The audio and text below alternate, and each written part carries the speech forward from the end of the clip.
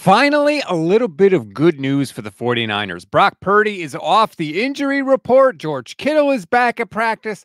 But there was a really weird Kyle Shanahan interaction at a press conference today. We'll get to all that and more on today's program, brought to you, I should say, by BetUS Sportsbook and Casino.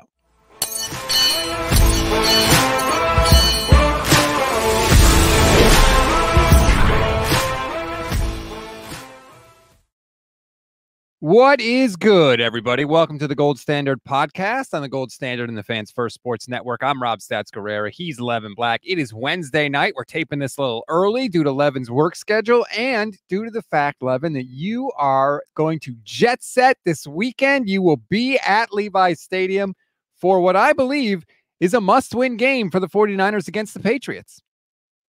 I don't think there's any question that it's a must-win game. If they fall to 1-3 and they lose to the Patriots, the post game that you'll be doing all by yourself, because I will not be there to carry you. Shut up. Will be about, all right, how high of a draft pick and who can we get? Oh, man, let's not journey to that dark place just yet. Got a few things to go over on the show. Brock Purdy is back. We're going to talk about that. We'll talk about a weird interaction with Kyle Shanahan at his press conference. It's very, very strange. Some comments from Nick Bosa and others in the locker room today. Let's just start with the good. Brock Purdy was practicing in full, no restrictions. He's not on the injury report in any way. This is obviously great news. And I think really, Levin, they got a lot of problems on this team. And there's an expression, if you try to, Sean McVay actually just said it the other day, if you try to emphasize everything, you emphasize nothing. The Niners have a lot of problems that need to get fixed. This week, you're not going to be able to fix them all. You're playing a team that doesn't have anywhere near the talent you have. The Niners need their stars to be stars this weekend. Just do that, and that will be good enough to get a win, and you can work on some of the other problems as we go along. They need 2 stars to be stars. They don't need them all. Last week, it was Brock Purdy, and that was it. Fred Warner, nothing of note. Granted, the Rams basically said, we'll just go wherever Fred Warner isn't. But you also didn't have Nick Bosa show up. Trent Williams didn't have the best of games, although it wasn't bad. He still had issues being able to finish the game. Like they're only having 1 star show up. In the first 2 weeks, it was Fred Warner. Last week, it was Brock Purdy. They need their stars to show up. And to me, absolutely, Nick Bosa, okay, you want to write off last year because you held out and you said it affected you. You did not have anywhere near a defensive MVP season. Where are you this year? Yes, he has 2 sacks through 3 weeks, and that's not terrible. But both those sacks are cleanup sacks where a quarterback scrambled right into where he was. It wasn't like he dominated his opponent and was there in 2 seconds getting a true sack. Nick Bosa needs to show up. And to be fair to Brock, he has shown up. I mean, last week he was awesome. And they need another performance just like that this week. There's no reason they can't do it. Nick Bosa in the locker room today said he had a hard time sleeping after the loss. Great. Go out and inflict some nightmares on poor Jacoby Brissett on Sunday, please. That's what the 49ers need. Just get a win. They say like shooters need to see the ball go through the net. Just get a win. You can start to feel good about yourselves. You can start to feel like you're making progress. There's no reason you can't. You're at home. Go and do it and handle that. And if your stars are just stars, I think you'll be just fine. Yeah, and I'm going to address what I've already seen multiple people put in the comments. Oh, well, JJ showed up. Jennings showed up. Yeah, he's not one of the stars on this team. He had a star game. He's not a star on the team. I'm talking about the guys paid big money. Brandon Ayuk, you can throw in there now. Yes. The guys paid big money and are supposed to be the difference makers. Brock Purdy's not paid big money, but he's the quarterback. He's supposed to be a difference maker. Mm-hmm. That's who I'm talking about.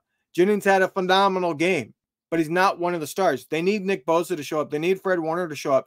Hufanga was an all-pro. You can throw him in there now that he's had a game to get kind of back under his feet. You can throw in Trent Williams. Has Trent Williams been absolutely dominant this year? No, he has not. And you can throw in Brock. You can throw in Brandon Ayuk. Like, they need multiple of those guys to show up. Yes, other people are going to – it can't just be 2 of those guys and that's it. The role players will still have to be good role players. But I'm talking about the stars, and that's not Jennings. And part of the reason they needed Jennings to have that type of performance is because they didn't get that type of performance from Brandon Ayuk, right? I mean, now granted, I think BA's presence opened up a lot of things for Jennings, to be fair to him. But yeah, why can't we have a good Jennings game and a good Ayuk game? Like, imagine that. It doesn't have to be one or the other. We could have both. I'd sign for both. Now, I'll be interested to see what the Patriots do defensively. Do they say, well, look, the Rams let JJ or Jennings, I don't know which one you want to call him, go off, and they still managed to win the game despite being depleted of talent? So do they come out and say, fine, we'll let Jennings go off again. We're just not going to let Brandon Ayuk beat us and take him away? I don't know. We'll see. I don't think you can shut down multiple wide receivers, which is one reason why Debo and Brandon Ayuk have been successful, is that they play off each other. The defense has to choose. They have to pick a poison.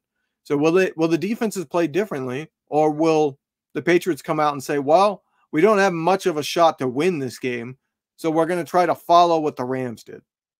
Which is to just hang around and hopefully make a play or two at the end. And that's why the 49ers need to go and take their heart immediately in this game. If you come out and you can get up 2 or ideally 3 scores, the Patriots are going to fold up shop. They will fold up shop because Levi's is going to be rocking, and that's going to be the end of that. The Niners will just pound Jordan Mason, but you have to go and do that. Like Brock said last week, when the defense gets a stop, you have to score. It doesn't always have to be a touchdown, but you have to move the ball and you have to score. Because I could see a world, Levin, where the Patriots come out, they are stopping the run because they are very good against the run, and they are forcing the 49ers to pass. And we've seen sometimes this offense can stall or at least start slowly if that running game can't get off the ground. So if the Niners have the opportunity to get up by a couple scores early, cash that in and end this thing, and you can just have yourself a nice little night at Levi's. Yeah, I would have said that last week too. Hey, go out there, get up early on the Rams. They'll give up because they're depleted. They know they don't really have a shot to win. And what happened? They went out, they got up by multiple scores, and the Rams came back. So with this team, I'm not going to sit here and say that will work. They could be up 14-0. I'm still going to be sitting there not saying the game's over because this team seems to relax a little too much. It does seem like, at least at this point, some of the players came into the year going, look, we've been dominating the NFC. We're going to be right back in the Super Bowl, and we're going to win it this time. And they just went out and took things for granted, thinking, well, we'll dominate the regular season. It's the playoffs when we really need to turn it on.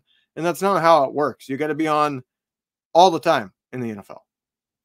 And the kind of bummer about last week, in addition to obviously just losing the game itself, is that every team that plays the 49ers now, if they get down by a couple scores, they're going to be like, the Rams came back and they didn't even have anybody. We're not out of this. We can do this, and it's just not a good thing to put out there on tape, man, to have that kind of defeat. As I've been saying today, it took more work to lose that game than to win it, right? All they had to do was make one play at the end of that game, and they would have won it. They could have accidentally made a play, but instead they didn't make any of them, and they lost.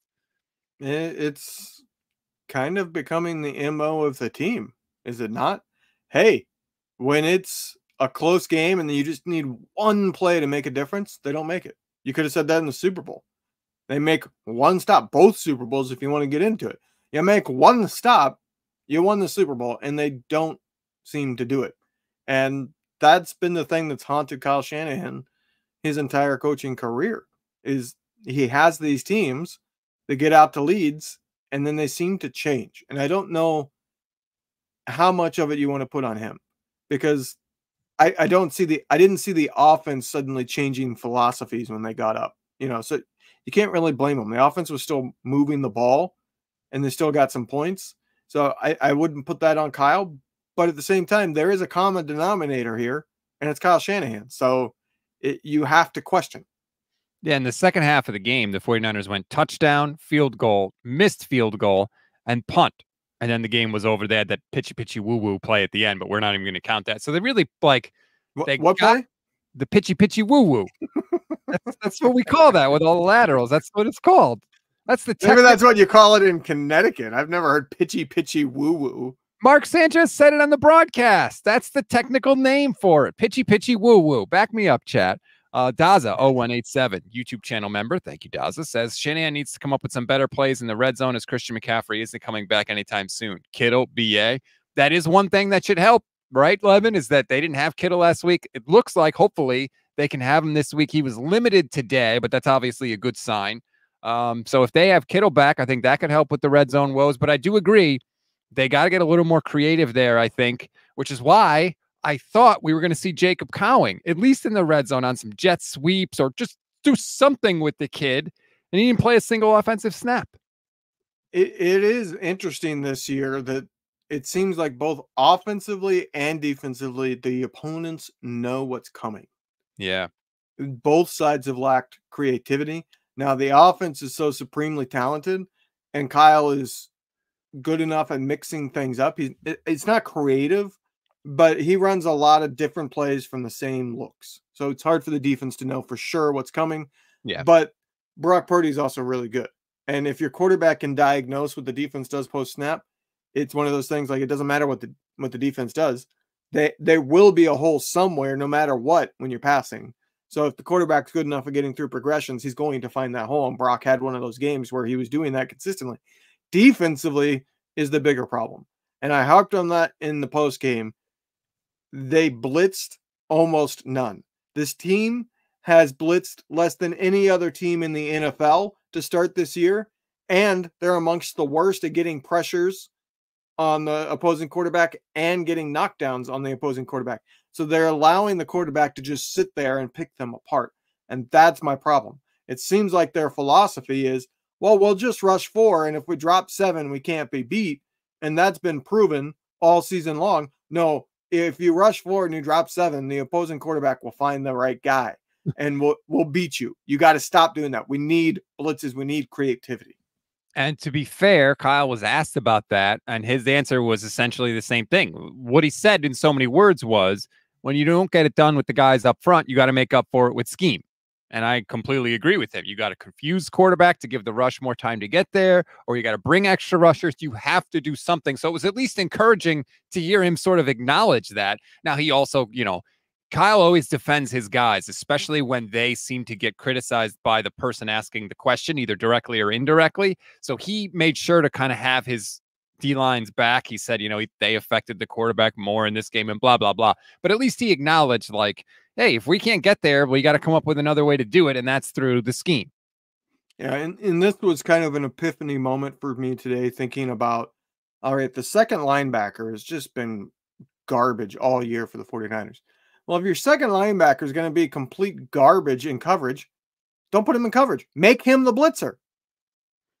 Or take him off the field and go to a dime. Well, right. You can go to the dime, and you can't be so predictable that, the second linebacker is always going to be blitzing. But why send Campbell in coverage every single play? Let him blitz half the time to where they don't know if he's going to be in coverage or blitzing. It's just way too predictable. They know, all right, these two linebackers are going to be covering this area of the field, and everybody else is going to be in man. That's literally pre-snap. The quarterback knows that's what the coverage will be. And that's the most frustrating thing, is it seems like there were too many times, even in this early season, that the quarterback knew exactly what was coming and was under no pressure, was not uncomfortable in any way, just drop back, throw it to the guy, the first read who's going to be open because we know what they're running. And that it's something that has to change. It doesn't matter how good your front four is. If the quarterback knows what's coming, they're going to be able to get that ball out, and you're going to have problems. And the 49ers have had problems on both sides of the ball, more so on the defense, for sure. Now, and we need Leonard Floyd to show up, by the way. Yeah. He has had a horrible start to this. Now, there's been a lot of guys that have come in to be that second pass rusher next to Nick Bosa, and only one of them did well, and he could not stay healthy. So maybe that's part of the scheme. Like, change it. Like, if you keep bringing in guys that are supposed to solve that problem and none of them do, at some point you have to question, all right, is that because of what you're doing, this wide nine? Is it just not something that fits well when it seems like the opposing teams go, we're going to chip Nick Bosa with our tight end, and have the right tackle block him and probably hold him as well, even if it's a chokehold. And it won't get called enough.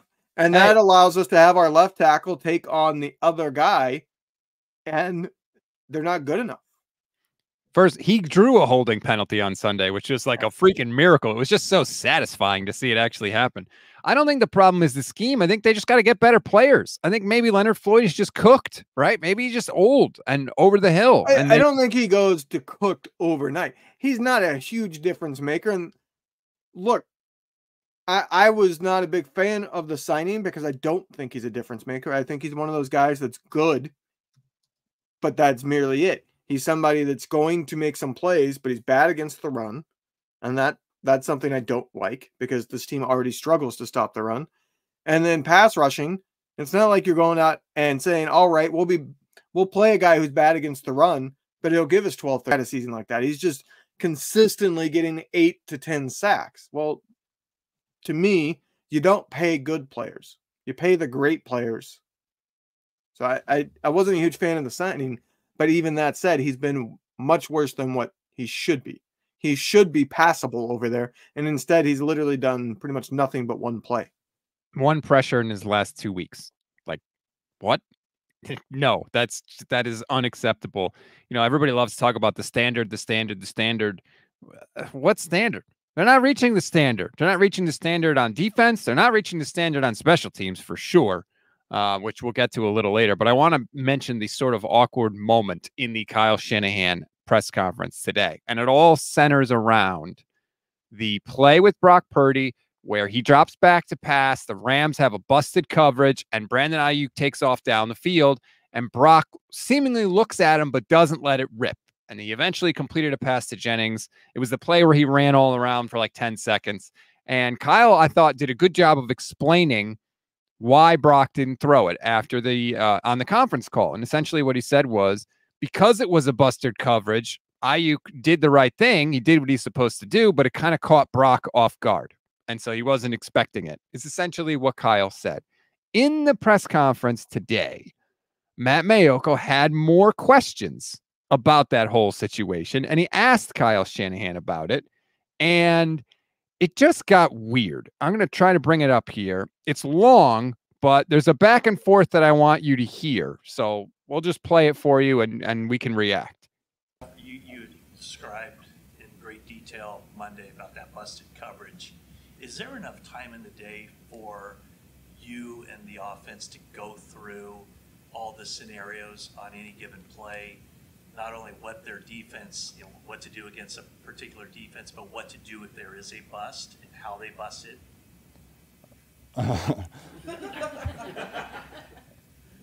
That makes no sense. I'm sorry. You don't go through when people mess up what to do. That's off schedule is what people call it. And when it happens, you hope people see it.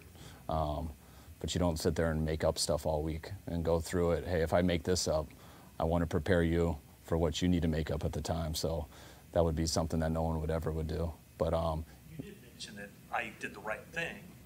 Yeah. On the busted coverage. So I mean, you have general rules in place for that kind of stuff.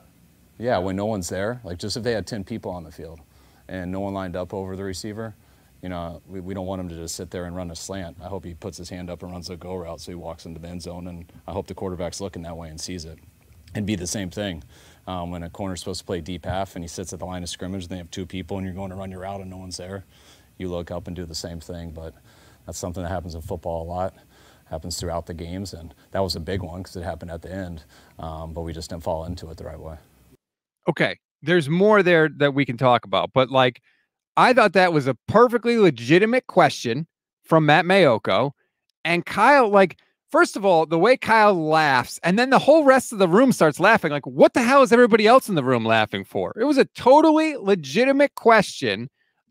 He takes it like he's getting attacked when I really think that Matt and all of us, I know me, come at it from a perspective of not, we know more than you, just please help us learn, explain it to us. But Kyle never seems to take it that way.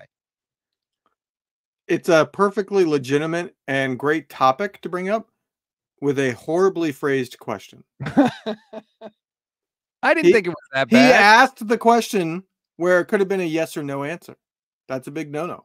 Kyle could have literally said, yes, we practice that. No, we don't practice that. Like, that's not how you ask. How does your quarterback and your receivers know what to do in a situation like a busted coverage that you had on that play? Because now he's forced to tell you, oh, well, they're supposed to just ad-lib, and it's like the backyard football. Hey, they're running this. They messed up. That spot is completely wide open. Nobody is there. I'm going there. Or, hey, nobody's on me. I'm running for the end zone. Get it to me on my way to the end zone, which is the scenario that he talked about in the video. Like, you're forcing him to answer the question and explain if you ask it differently. But because it was phrased as a yes or no, and it's also phrased in a way that, yeah, it is really dumb. Hey, do you practice every single scenario that's possible in a football game? No, of course you don't. But that's typical Shanahan. When he doesn't like the question, he attacks the structure and the phrasing instead of answering the spirit of the question, which is what Matt followed up. And I thought it was a good follow-up when he said, hey, you said Aiyuk did the right thing. That implies that there is a right thing. And do you go over that with guys?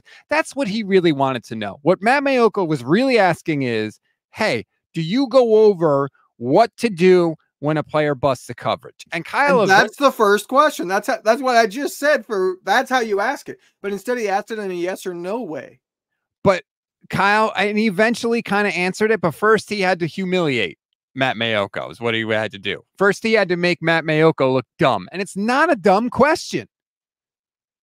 It was a dumbly worded question. It is the correct topic with a dumb question. And I don't get this at all. Like, yeah, I get he could be nicer, but also if I was an NFL coach, I'm going to give you as little info as possible in terms of what my players are supposed to do in different situations. So I'm not going to freely give you the benefit of the doubt. If you ask me the question, I will answer it. The problem I have with Kyle when he's in press conferences is that he lies and they accept it. Or in scenarios like this, they ask a bad question and they don't follow up to force him to answer it. This time, Maiocco at least followed up, although I think it's pretty clear he followed up to try to save face because Kyle humiliated him. Right. And like, look, the laugh could have gone away, but he could have literally said that doesn't make sense and moved on. And that would have been true. It doesn't make sense. In what world do you practice for every little possible scenario that exists? Does Maiocco practice writing every single article that is possible? No, because it's not realistic to come up with every scenario that's possible. Right, but Kyle, like, he could have answered it that way. He could have said, well, there's not enough, because Matt That's even what said, I'm saying.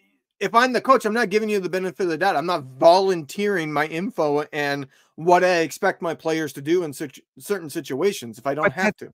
That's not what Matt was asking. He wasn't asking what exactly do you tell them to do in every given situation. He was saying, do you give them instructions if a play breaks down?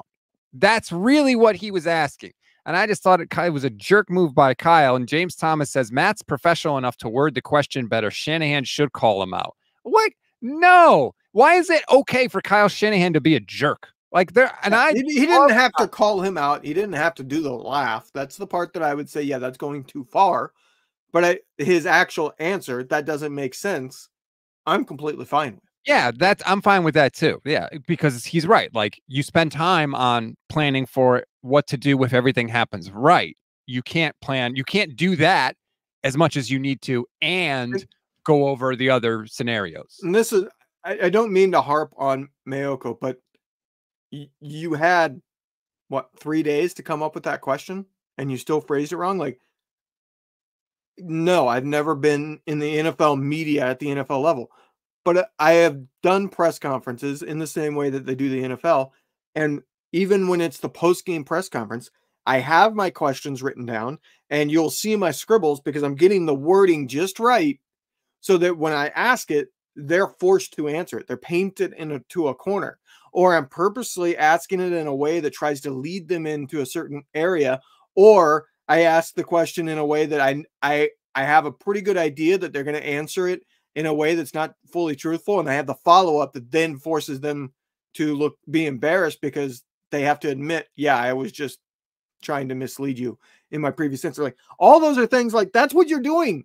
And he had 3 days to come up with that question and have it to where he phrased it just right. And instead he asked it in a really, really bad way. It definitely could have been phrased better for sure. I acknowledge that.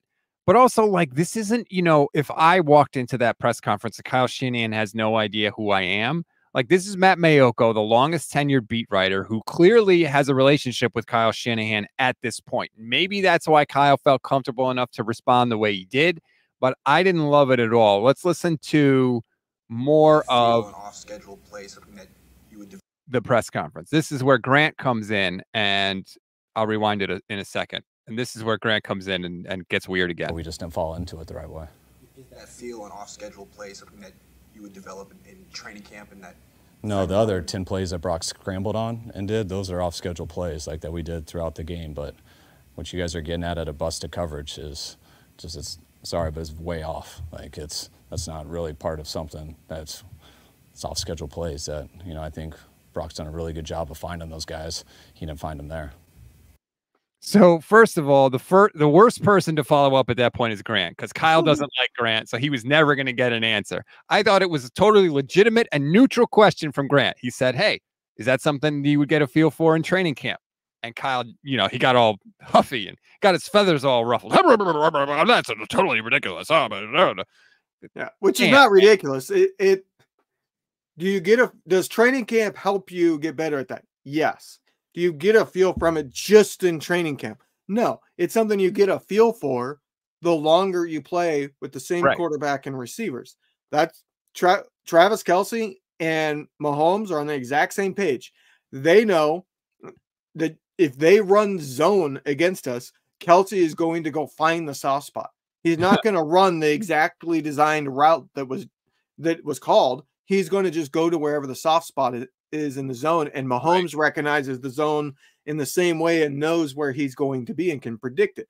That's getting on the same page. Those are the ad libs. The off schedule is something, like he said, the 10 plays in the game where there were scrambles by Purdy. That's prepping you for that. In training camp, there will be busted coverages. There will be times when two players mistake what they're supposed to do and they end up covering the same area and there's a spot wide open, and the offense then does exactly what they would want to do in a game. They try to go to where that busted coverage is, leaving a wide open gap, but you can't plan for it. It's not like you can go to your defense in practice and say, "Hey, purposely bust this coverage." That would be terrible because your defense needs the reps too.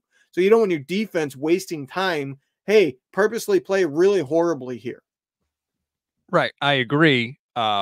But I think that Kyle got mad because the answer to Grant's question is yes. But Kyle didn't want to say that because it makes Ayuk look bad and it kind of opens a can of worms. But I think the answer to the question is yes. And like you said, not because you specifically practice it, because it just happens to come up in the course of a regular practice, just like in a game. It comes up when you don't expect it. And it's the kind of play where it comes up and then all of a sudden after it's over, you go to the sideline and say, "Hey, they busted the coverage on that play. I took off deep down the field. When that happens, let that sucker rip, and I'll go get it." Like, that is exactly how that stuff works out in training camp. And it was just an awkward exchange by Kyle Shanahan. And first of all, these things always seem to come after losses. And it's just so unnecessary. And I don't know why, for a guy that knows so much about football and has gotten as much praise as he has gotten, and a lot of it has come from me. So don't think I'm a Kyle Shanahan hater. I don't know why he gets so defensive when people just ask questions. You don't? No. I would say a majority of people, not all people, but a majority of people, if you do something all day, every day, and you are kind of an expert at it because you have tons of experience in it, and there's somebody there sharing that experience with you, but they're not necessarily on your side. So in our analogy, it would be our listeners, right? If they ask something that's kind of a really, "Hey, do you plan for when Levin makes a joke?" Or, something along those lines, you're going to be like, "How do I plan for that?" You're going to have a weird reaction to it. So I kind of get it. I think Maiocco should know how to ask that question and should also know the answer is no, we can't practice that. I think you can be surprised without making the entire room laugh at the person. You can, but I think a lot of people, when it's something that's you do every day, you kind of get annoyed when somebody's there and should know better and doesn't. You get a little annoyed when that comes up. So I know I'm somebody that reacts that way. I struggle with patience when it comes to people that I'm like, hey, I've told you this 3 times, or you've been around here long enough to know better. Like I struggle with that type of patience. Yes. Matthew Rowley. That's why I dislike when you decide to take a drink of something right when I'm done finishing talking. You should know better by now to not have dead air. I was hoping to make you chug that. Yeah, you don't have anything in there, and you're just pretending to have something left. I know. Matthew Rowley says, I think Kyle was giggling at Matt's use of busting. Okay, well, now I need to go back and look at the exact He phrase. did say when everybody busts. He said, I have the transcript here. You described in great detail Monday about that busted coverage. Is there enough time in the day for you and the offense to go through all the scenarios on a given play? Not only what their defense, what to do against a particular defense, but what to do if there is a bust and how they busted. That's a lot of busts for Mayo. It's kind of one of those things. Like you say, bust one time, we'll give it to you. The second time, we're going to start being like, you're starting to get into a little funny area here. And then the third time, you're like, all right, it's just full on. We're derailing now. Brisbee Life on Twitch, shout out to the Twitch fam, says, I'll remember this the next time Rob rips into the chat. No, if you legitimately ask a question and you are wanting to be educated, like, hey, Rob, why do you use that microphone? Or why don't you, I don't know. If you ask a question like that, I'm not going to be like, ha, ha, ha, that's such a stupid question. Everyone laugh at you. No, I might disagree with you, but I don't need to humiliate you. And I feel like Kyle humiliated Matt Maiocco there, and it was just totally unnecessary. I disagree. I think we're kind of harping on the point here. Do I think he went a little too far? Yeah. Do I also think that, especially in a week where you're probably pretty grumpy, being asked a question as poorly worded as that going to annoy me to where I might scoff at you? Yeah, there's a possibility. Let's get to some other things that Kyle Shanahan said that annoyed the hell out of me. First up, he was asked about the special teams. Like, hey, are you going to focus more on special teams this week? Here's what Kyle Shanahan said. I got a lot of confidence in Brian. I mean, he's sick about some of these plays that have happened here these last couple of weeks. We're just trying to be on every detail, like we try to every week. But yeah, we can't have these 2 mistakes. I thought we were in a bad.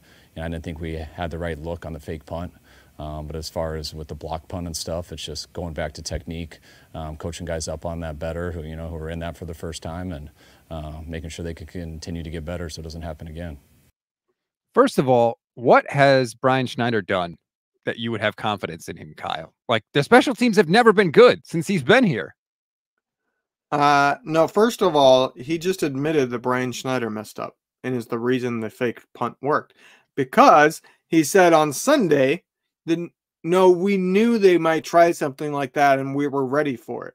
And now he just said, I didn't like the look we were in. Okay, well, who decides the look? And if you knew the fake was a possibility and you end up going out and lining up or having the wrong assignments for your players to where the fake might work, which it did end up working, that's coaching. So if you're watching on the stream right now, I just pulled up a snapshot of the punt. This is the fake punt. It's right before the snap.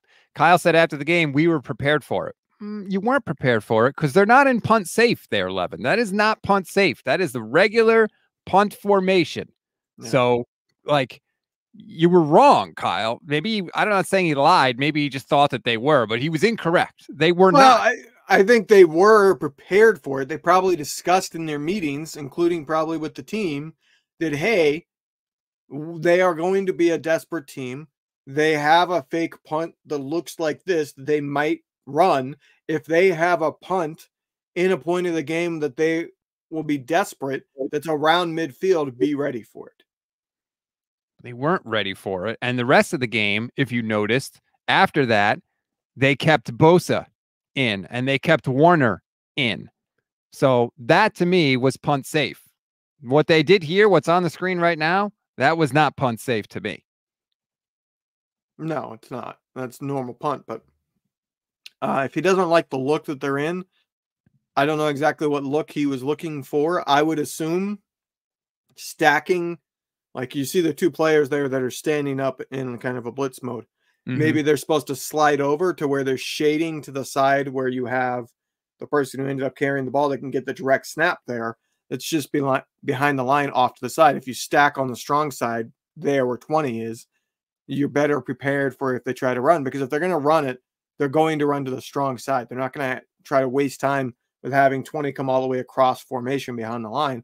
They're going to go directly to the in this photo, the left side. So have those two guys standing up for the punt formation shaded. Have the guy, instead of one guy to the right side of the ball and one guy to the left, have one right over the ball and the other one to the left, which is the strong side. I would assume that was the look, the way to line up that he mentioned, that he didn't like the look they were in. Did not seem like they were prepared for it at all. And there's nothing good with the special teams right now. For Kyle to sit there, it's funny. He said, "Oh, I have faith in Brian Schneider," right? He defends Brian Schneider. Yet when Steve Wilks calls a zero blitz before halftime against the Vikings last year, he makes him publicly apologize in his first press conference right after that. He didn't have confidence in Steve Wilks. That's not what he told people. That's not what he ended up telling people, because by default, if you have Wilks go out there and fall on the sword, you're telling people you don't have confidence in him. No, I think it's clear that Wilks butted head with the status quo of the 49ers organization. And that goes for both players and probably coaching. So it was already at that point in the season, I'm assuming Kyle Shanahan and Wilks had arguments behind the scenes because they had philosophical differences that were not going to get resolved.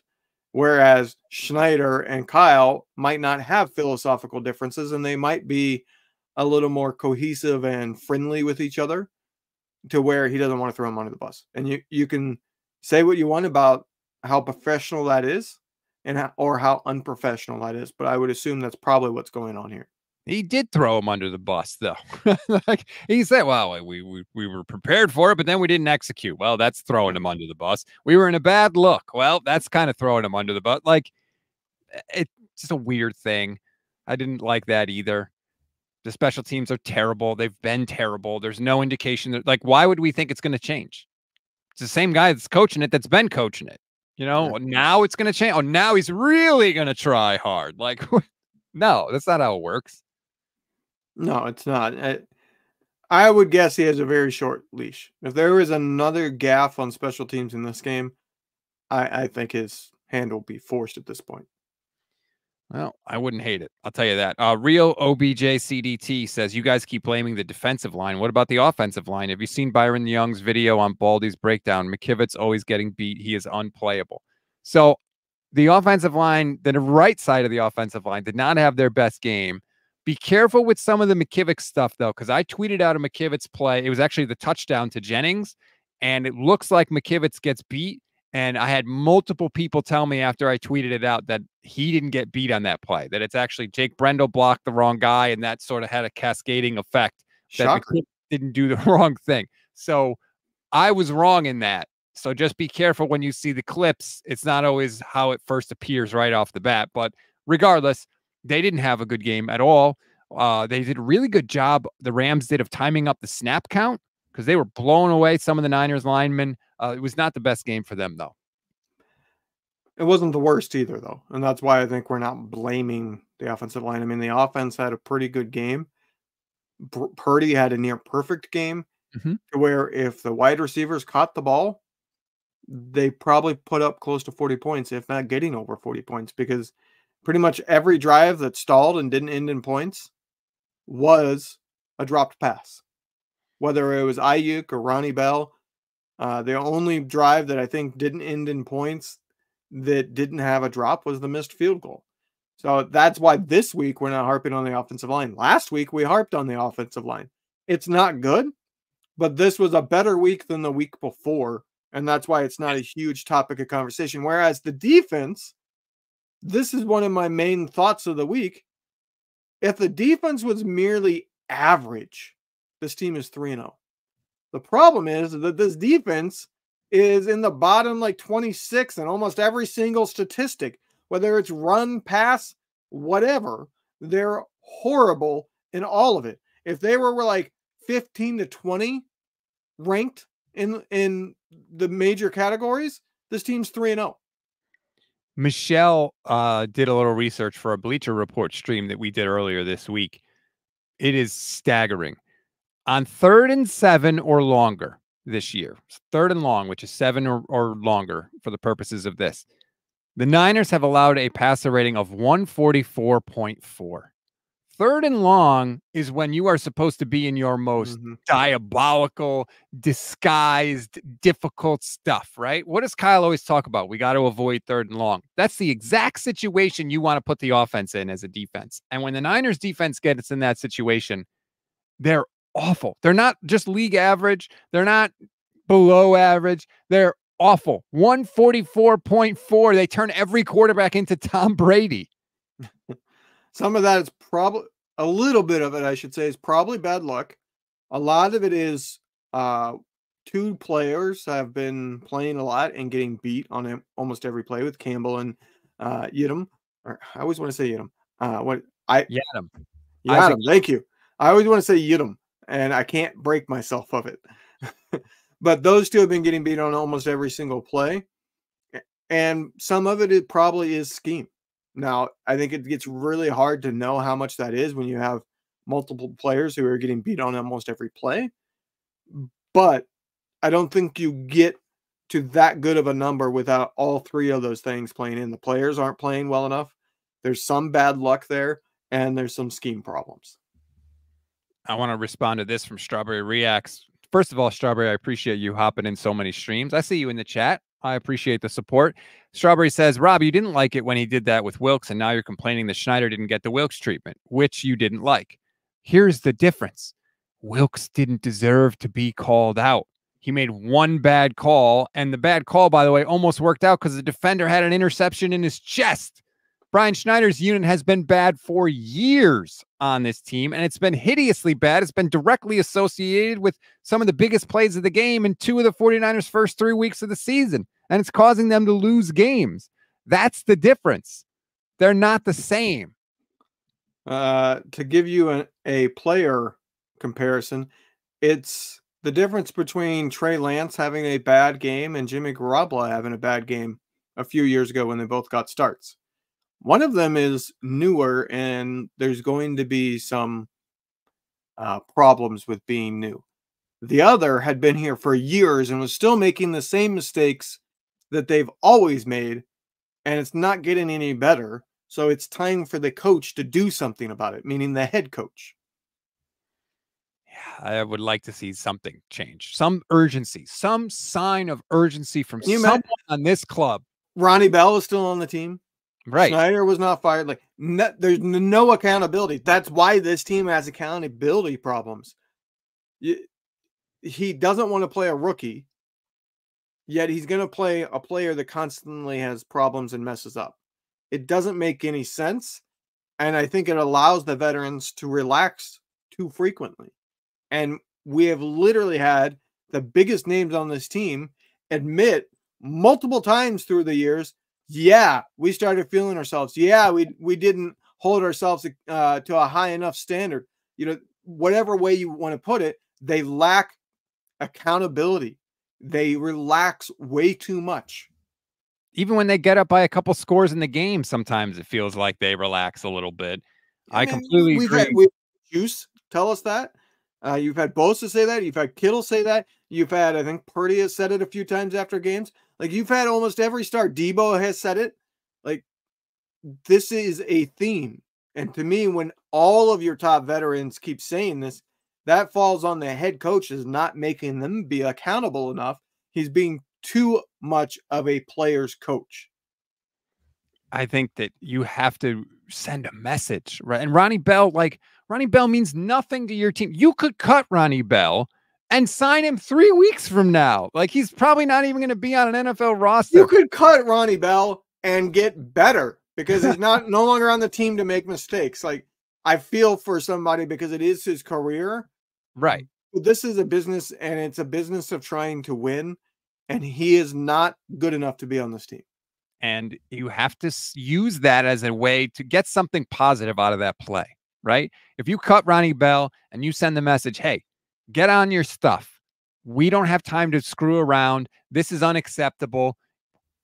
You could get something positive out of that play. Not for Ronnie Bell, like you said, of course. That's his career, and that would suck for him. But Kyle has to look out for what's best for the team. And I just feel like what's best for the team would have been Kyle providing that sense of urgency from somebody.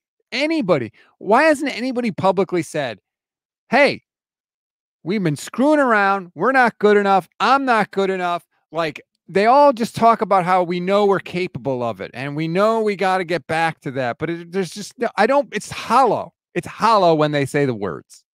Yeah, it is hollow. Maybe they bring somebody new in. That's what the defensive line, I think they're going to take the next week or two to see how the team responds. Because if they fall to 1-3, 1-4, they're not going to make a trade, right? But I do think if they win this game, they get to 2-2, especially if they get to 3-2, I think they're going to end up trading for a defensive lineman because they have to. They don't have enough. It wouldn't be the first time that they've traded for a defensive lineman. We saw them act with urgency last year with Randy Gregory and Chase Young. So that's entirely possible. I saw this question. Wedge Antilles says, Rob, why do you fidget with your mic so much? I don't know is the answer. It's like a seat in my car. I move it forward. I move it backward. I can never seem to get it in the perfect spot. I think it's because I move around when I talk, and I grew up in radio. So I was always very conscious of making sure. We used to tell people, eat the microphone. So you have to always stay in front of the microphone so it sounds its best. But because I'm animated and I move around all the time, a lot of times I have to reset it to put it back to where in my headphones it sounds the way I want it to sound. Basically, you're just not good enough. You're not disciplined enough. You lack discipline, as Arnold Schwarzenegger would say.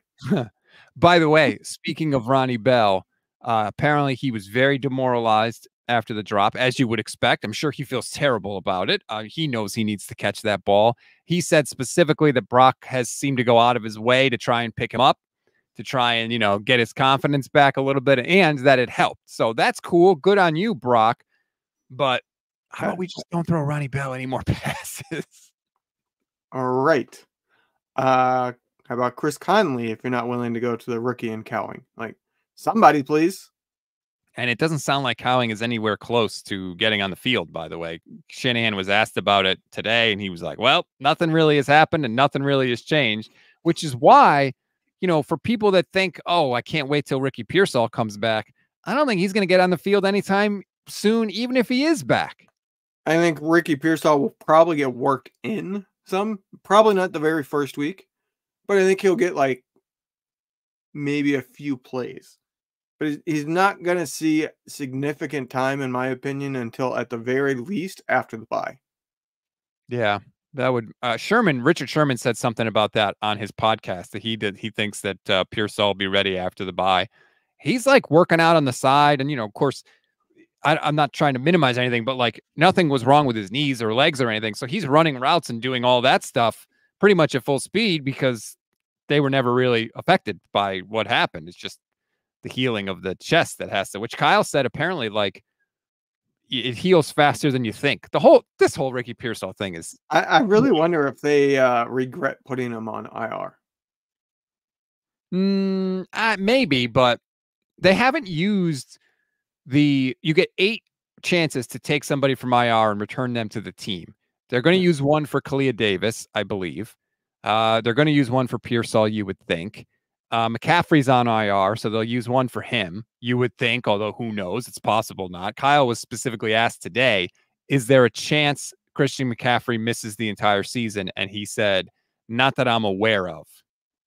Which is BS because in the past he said, hey, none of us may be here on Sunday. So, of course, there's a chance. Well, he also said no one has any idea when Christian McCaffrey is going to be back. So I don't like the news. I think it's they're desperate. Yes, is how I take the move. I don't know the answer, and I heard some of your show with Grant, and that's also the prevailing question of it's not just when he gets back, it's when he comes back, does he immediately go right back out again?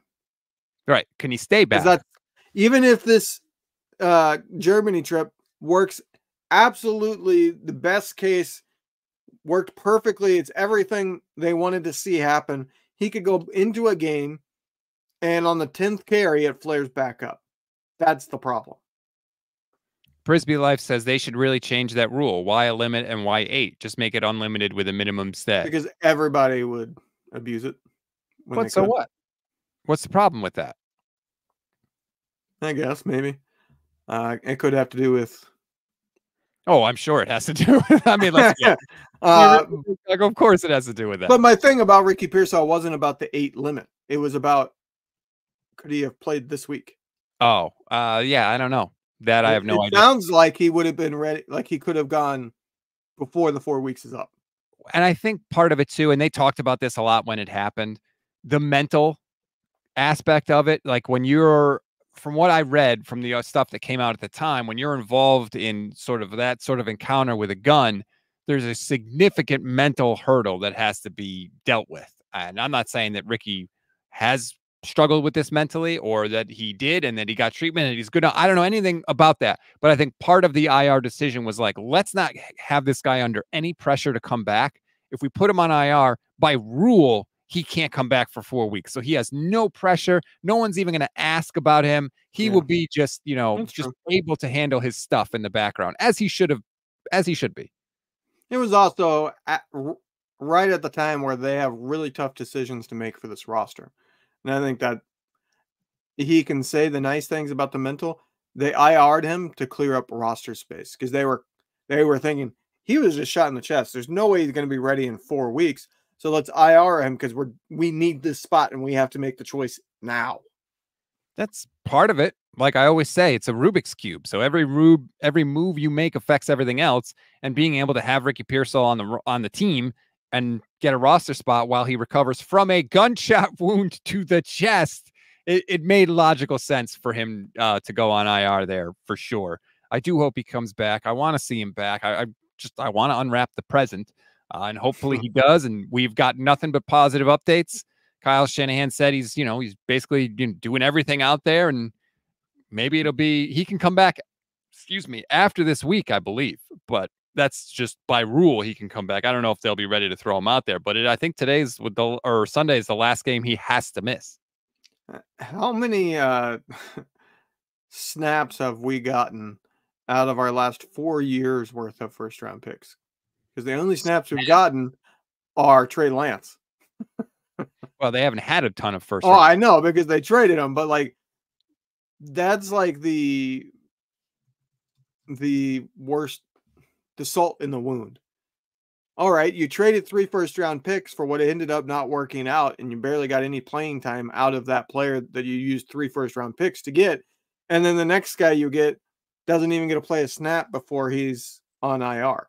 So it's like we've gone 4 years without having a first-round pick. Like the first-round pick, the last first-round pick that we had that actually got to play a lot without immediately having injury problems is Brandon Aiyuk, because the other one's Javon Kinlaw, and he immediately and still does have major injury problems. So it's you go back 5 years and you have Brandon Aiyuk, and that's it that you've gotten to see what they could be before something bad happened. Get well, Ricky. We want to see you out there, man. I need to wash the stench off of that number 14 jersey because it was Sam Darnold's last. So let's see you get out there. You mean the MVP? Oh, God. Please. My nightmare. Before we go, I saw this today from BetUS. Niners favored in the game by 10 points against the Patriots. And I know the Patriots didn't look good the last time they were in prime time. And I know the Niners are at home, so that's usually worth about 3 points. But the way San Francisco played last week, Levin, I was kind of that seems like a lot of points to give up to the Patriots. Yeah, I'm not sure that this 49ers game would be one that I would want to touch because I have no idea what's going to end up showing up. I would maybe take the over on the points. 40.5 seems pretty low for as good as the offense looked last week. I mean, that seems pretty low. but I wouldn't bet anything with the Patriots. Well, I guess maybe you could take the points but again, the Niners could suddenly be themselves and they win this by 30 points. They win, 41-10. Who knows? Well, I mean, with a 40.5 over under and the Niners favored by 10, that means it's kind of, they're thinking a blowout. And I don't know. The Patriots are going to run the ball. They are going to run the hell out of the ball, and the 49ers struggle stopping the run. I'm with you. I wouldn't touch it, to be honest with you. I don't like it at all. I don't feel comfortable at all. But if you like it, you should go and bet it with BetUS. You can receive 150% on your first deposit and 125% on your second and third deposit, up to $2,000. Just use the promo code YouTube150. That's YouTube150, and you get 150% on your first deposit and 125% on your second and third. That is a pretty good deal. Although, like I said, maybe there's some other games this week that perhaps you want to bet. Although, God, I'm looking at one that Raiders game. Oh my God! Look at the points on there. 37 is their over under. Like, I wonder how long it's been since there's been an over under that low, because that's excessively low. Yeah, I was just looking at that. I heard a stat. I think it was on the Dan Le Batard show that since the Browns came back into the NFL, which I believe was 1999, they have never had a quarterback as bad, according to some of the advanced metrics, as Deshaun Watson has been. And think about how many bad teams. We saw an 0-16 Browns team, and Deshaun Watson has been worse than that quarterback. Nobody deserves to be as terrible as he's been more than Deshaun Watson. 100% agree. If he never wins again, that would still be too soon for me. So I feel bad for the Browns. Yes. And I kind of like the Browns now that I live in Pittsburgh, because it's a divisional rival. And so I kind of want to see them do well, just because it really bothers the Pittsburgh Steelers, like more so than Baltimore, because I think Steelers fans expect Baltimore to be good, for one. For two, Cleveland and Pittsburgh are very much like brother cities, because they're very similar backgrounds, and they're like, I can be in Cleveland, the outskirts of Cleveland, in an hour and a half. They're not far apart at all. So part of me wants to see them succeed, but not with Deshaun Watson. No.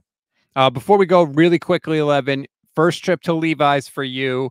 You asked people for food recommendations. What have you learned? Not much.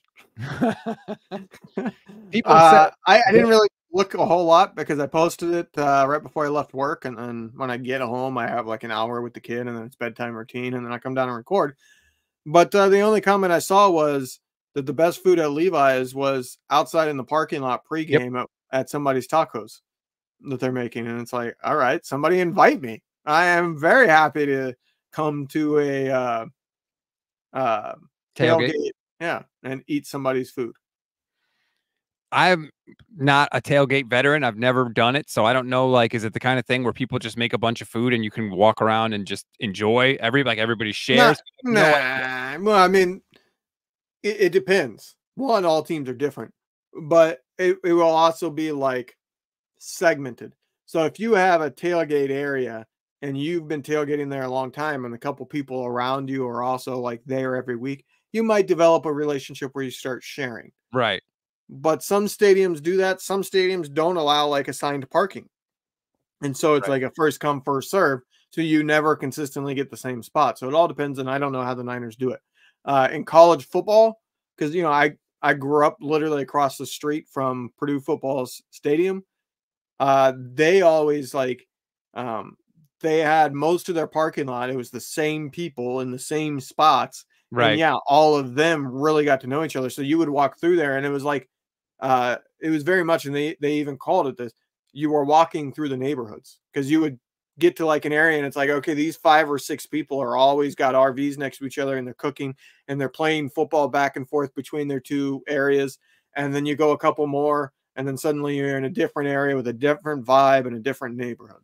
I don't know how the Niners are. Well, good luck. I hope you enjoy it. Want to give a special thanks to BetUS again for sponsoring this video. Once again, if you want to sign up for BetUS, use promo code YouTube150. Enjoy the game. Join us for the instant reaction show, everybody. And we will talk to you hopefully after a 49ers win.